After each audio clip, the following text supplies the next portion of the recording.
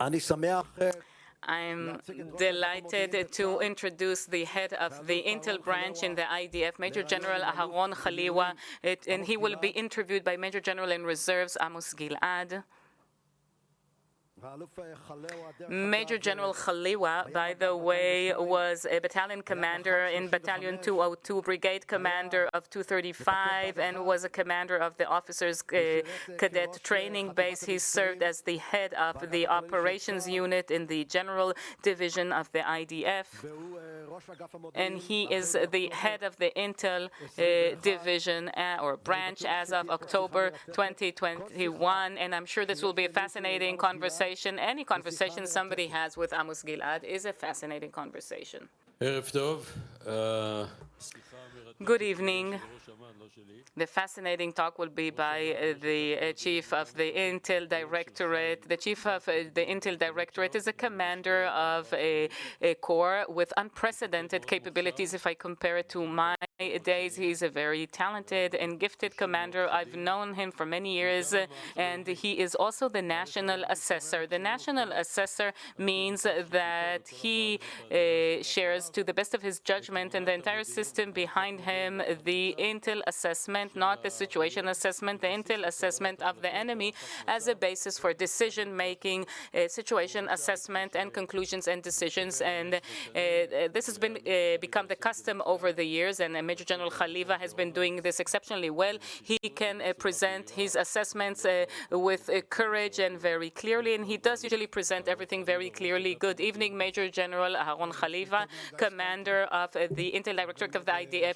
Well, I've learned from all my teachers many, many years, and also a present of being challenged by you and being taught by you, Amos. It's true that it's not my views. It's thanks to an excellent directorate with some outstanding individuals. I only serve as their mouth. They are the ones who do all the hard work in the different units, in the various activities, in the multiple activities. Well, you are being too modest. No, I'm not so modest, but I have to say that without you, without your leadership. But you know what? I feel that we are in a new situation. Perhaps if you could elaborate from your perspective as commander of the Intel Directorate, if we're thinking about the Iranian threat, which is the only one that's a combination between radical ideology and what they're developing, the only threat that could one day be called an existential threat. Good evening. Thank you once again for this opportunity. Since the day I was drafted to the IDF, quite a few years ago, you know, the sentence I kept hearing year after year, that we are living in complicated times. And indeed, that is the reality here in Israel. We live in a complicated region. But I think the challenges Israel faces today are different than in any other period, especially if we see what's happening in the world, what is referred to as global trends. And, you know, I saw that one of the titles of this conference is in a reality of uncertainty. I think there is a lot of certainty because we do see things very clearly, but we are saying that the global trends and their impact on the region and their impact on the state of Israel and the pace of events is unprecedented.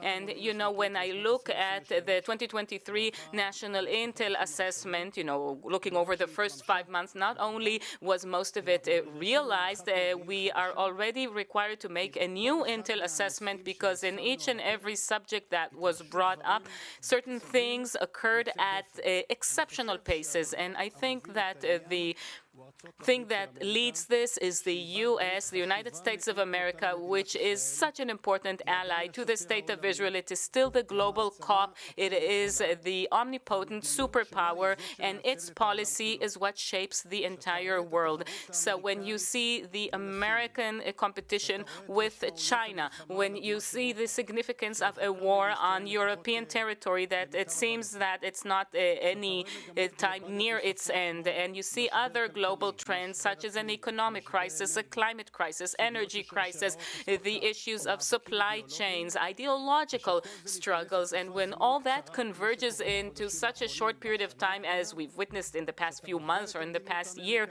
when you examine American policy, as you look where things are heading, then I think we should open up our perspective, have a broader view, not to look only at Iran or only at our region. We need to understand the global phenomena, understand their influence on us, and it's a tremendous influence. And I think that the entire world, and definitely our region, this is why everybody's looking for some additional supports as everybody faces such a complex reality. And once the countries around us are in search of additional supports and certain processes are occurring, last year we said everybody's speaking with everyone, and now I can add and say now everybody's signing with everyone, and Iran is included. But not only Iran, look at the competition in the Gulf region on Sunni hegemony. Saudi Arabia accelerated in recent months and has gone back to center stage with the competition that they have from the Qatar and other countries. Look at the Chinese involvement in the agreement between Saudi Arabia and the Iranians, the dialogue between the Egyptians and the Syrians and the Arab League. If we had more time, I could have described such a complex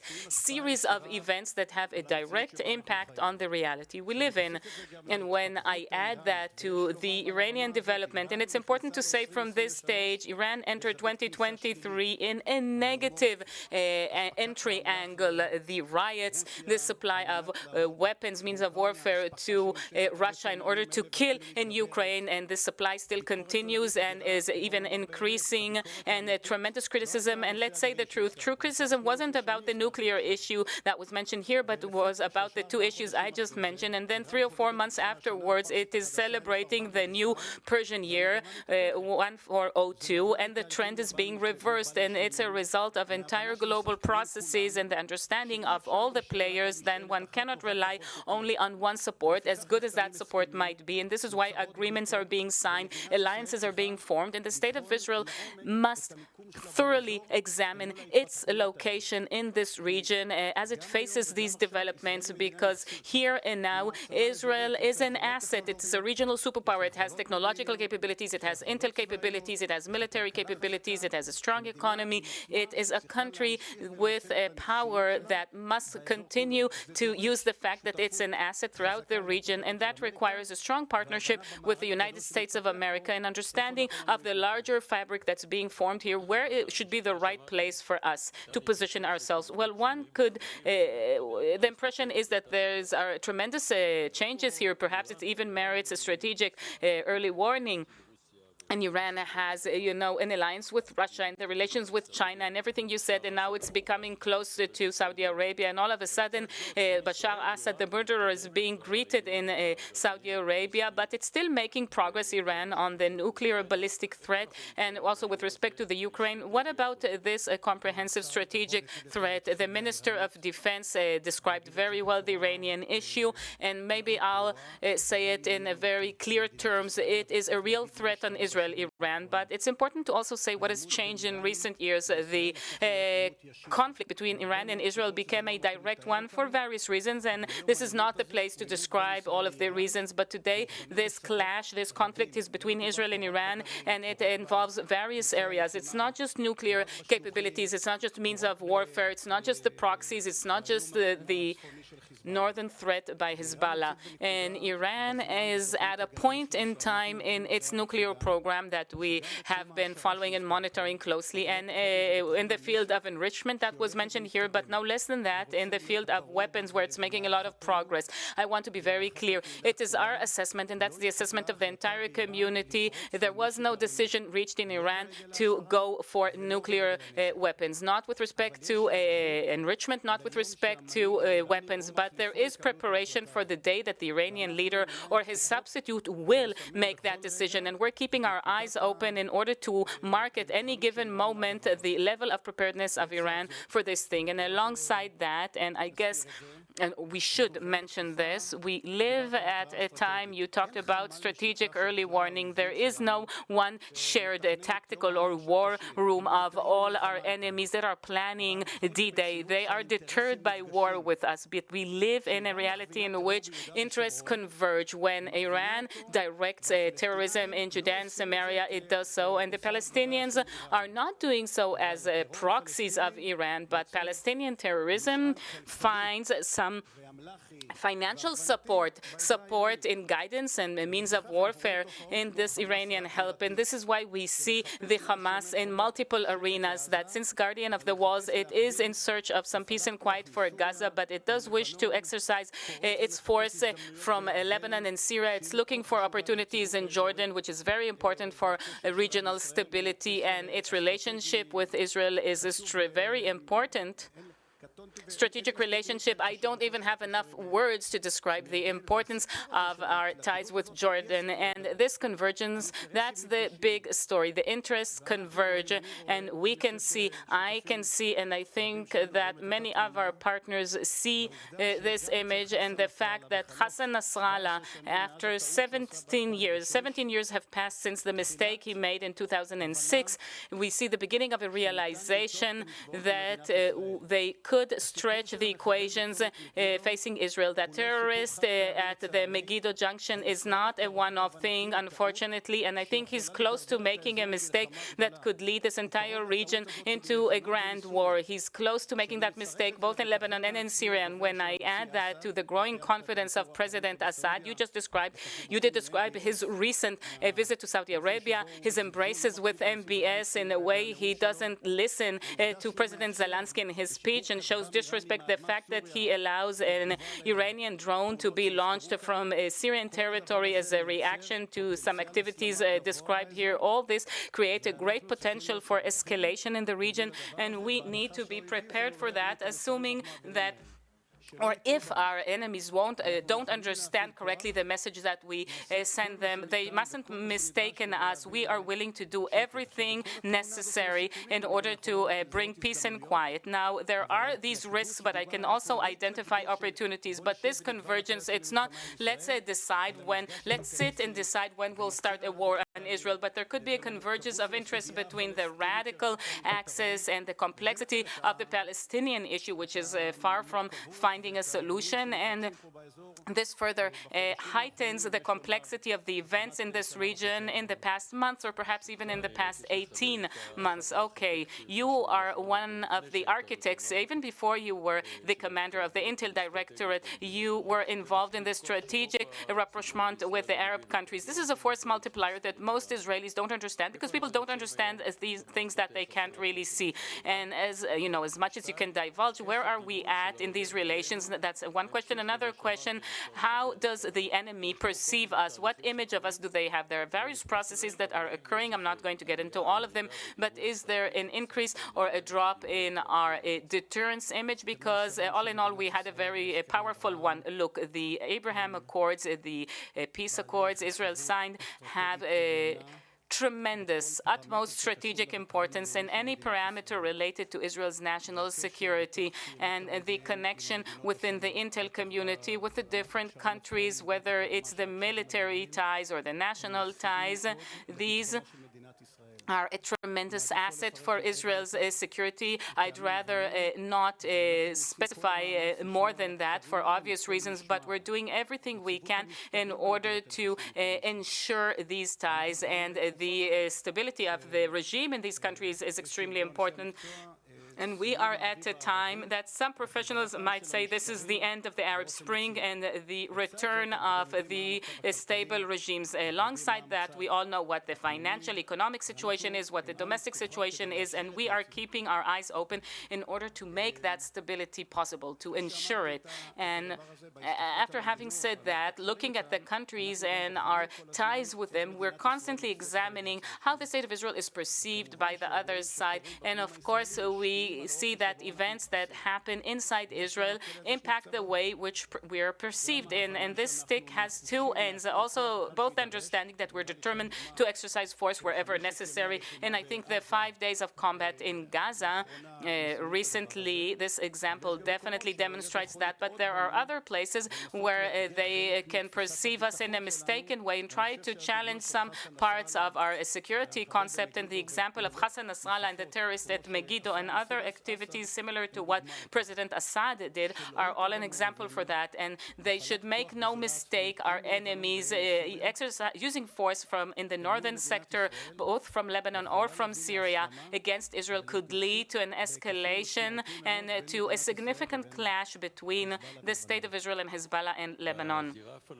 In the Palestinian arena, it seems to me that there are also a lot of important processes occurring in Gaza. It seems like the Hamas is emphasizing the differentiation policy. We had an amazing combat with the PIG, and decapitation. The results of that is always very impressive, as it is called in the Middle East. But when we look at Judea and Samaria, the PA is weakening, the Hamas is perhaps becoming stronger. So how do you kind of see the Palestinian issue, and what is its position or location? You talked about the Iranian, but in the general Arab system, because to a great extent this will shape our future. Look, the Hamas created a debt, a liability in Operation Guardian of the Walls, which occurred 2 years ago, and it came out with a lot of debt, but it also came out with the realization that combating Israel, that rocket fire in the south, it doesn't really serve their vision. Hamas also tried to harness the Israeli-Palestinian battle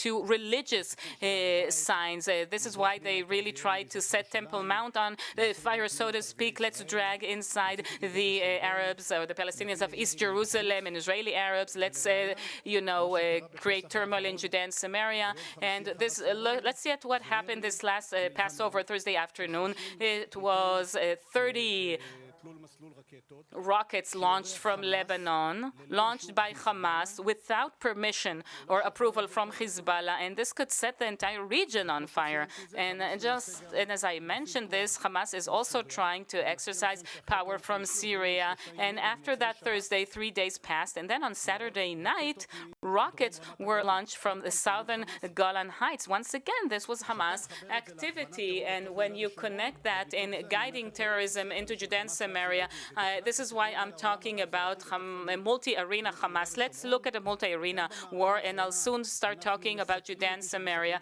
And, in the recent campaign, we did these targeted killings, as we did in the Gaza Strip. The leaders of the PIJ were in Beirut, next to Nasrallah's table.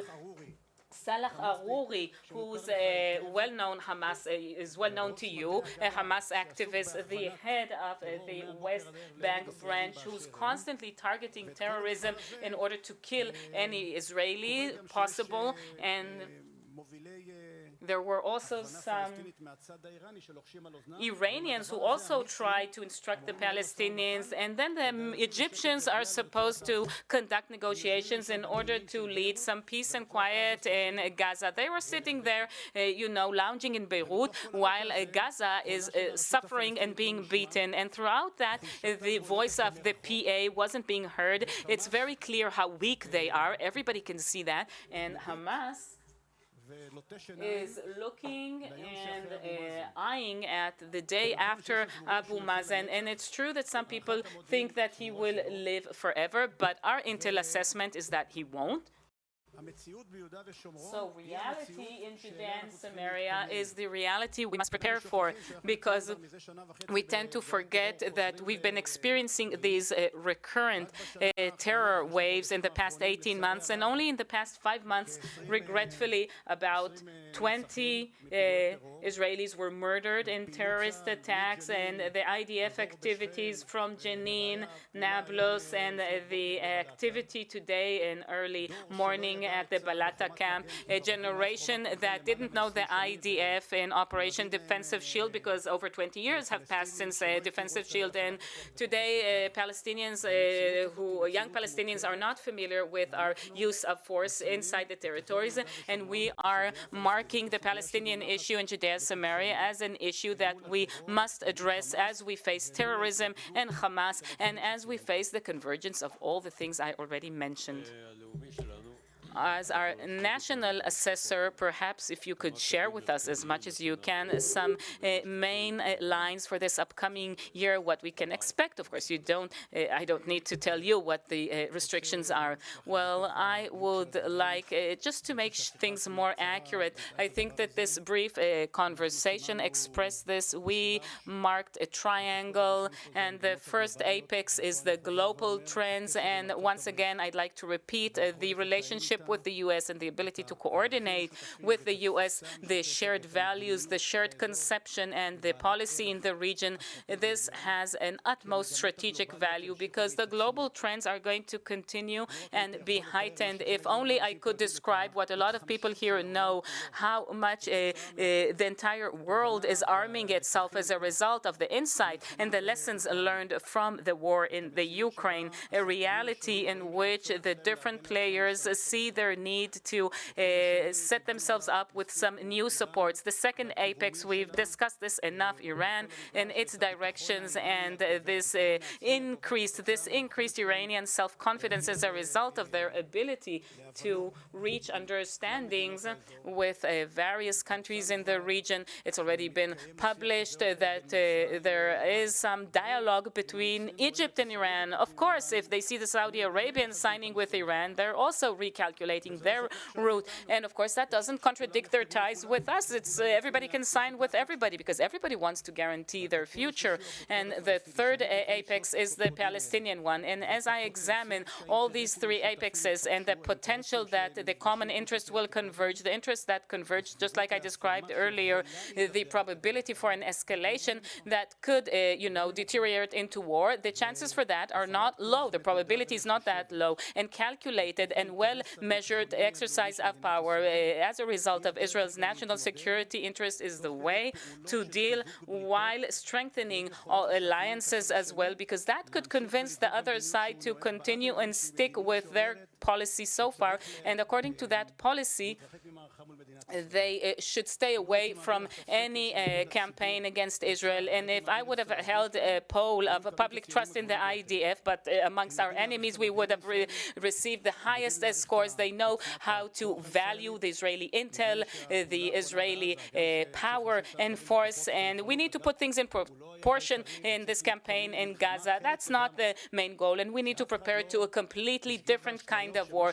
Nobody should be deluded to think that what we saw in Gaza about 2 weeks ago and in August of last year, facing the same organization, nobody should think that this is what the next campaign will look like. But they know very well that the IDF might is not something that they should test. In order to leave them with that thought, at that point, we need to continue and maintain regional alliances, to express military might, to use opportunities, and there are opportunities for additional alliances so that the Israeli might will not only be military might, but one whole national power. And of course, I could speak with you all night long, but I see Nadav and others signaling that we need to finish. I wanted to ask you on a personal level, as a national assessor, it's a very unique position, a very unique role. We live in a complex region, and how do you feel your status, your position as a national assessor in such a complex region? And, professional assessments like the one you just shared with us are so crucial. Look, I think that the cooperation within the Israeli intel community, the Mossad, the Intel Directorate, and the ISA, as well as other branches of the security establishment, is very good, at least in the time that I'm involved in the general staff. It's been over a decade now, and it's a force multiplier. One cannot even describe. You know very well the situation in the past, what things look like in Operation Protective Edge, and how things look like today. And I'm filled with appreciation to my colleagues, the director of the Mossad and the ISA. In the world of intel, it's a huge force multiplier. And number two, I've had the privilege to command excellent people, because the State of Israel has outstanding teenagers. When the president visited 8200, 9900, and the research division in order to see the capabilities that were utilized in the recent campaign, staff sergeants, captains, majors, all presented to him what they did just in the last 2 or 3 weeks for Israel's security. And when you look at them from the side, you know that there's real hope. for the people of Israel and for the future of the state of Israel. This is our true national power, and we need to continue and foster these people. If we do that, we can face any challenge, the Intel challenge as well. Okay, I'd like to take this opportunity to salute you for your confident and sane and professional leadership. I'm saying this from the bottom of my heart, and I'd like to thank you for taking the time to speak here. And I believe that this conversation was a bit too short, but you have so much to do. I'm sure you have a busy schedule until well into the night. I'd like to thank you for your long-standing support and guidance for me over many, many years. It's important to me on a personal level, but all the people who have worked under you, and there are many of them. And I'd also like to thank this institution, the Reichman University, because the collaboration between the Intel Directorate and the academia, both with officers who study here, but also for giving us so many opportunities to hear security, operational intel thinking of academics. It is critical for the development of our thinking processes. And just let me say one more thing. This year, it's the 50th anniversary of the 73 war. And, you know, in historic terms, it happened yesterday, and we should all bear in mind the main lesson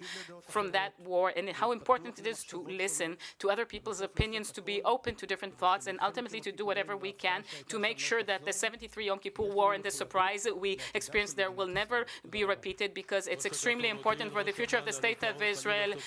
The head of the Intel Directorate, Major General Aharon, Haliva, thank you very much.